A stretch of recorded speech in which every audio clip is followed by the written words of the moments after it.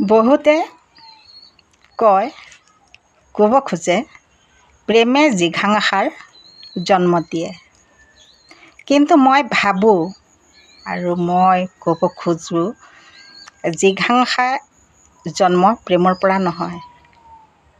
প্ৰেমটো প্ৰেমেই। যিজনে প্ৰেম কৰে সেইজনে প্ৰেম কৰাজনৰ সদায় ভালটোৱেই বিচাৰে।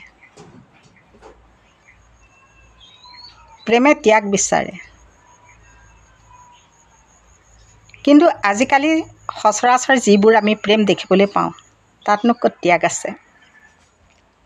তাত আছে মাথোন লুণ্ঠন। ল'ৰাই ছোৱালীৰ পৰা আৰু ছোৱালীয়ে ল'ৰাৰ পৰা মাথো উপহাৰৰ নামত লুণ্ঠন।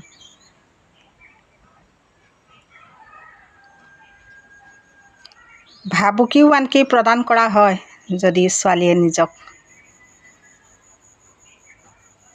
সঁপি নিদিয়ে ল'ৰাজনক। প্ৰেমততো সমৰ্পণ থাকেই, কিন্তু সেই সমৰ্পণ পাবৰ কাৰণে সমৰ্পণৰহে প্ৰয়োজন, উপহাৰৰ নহয়।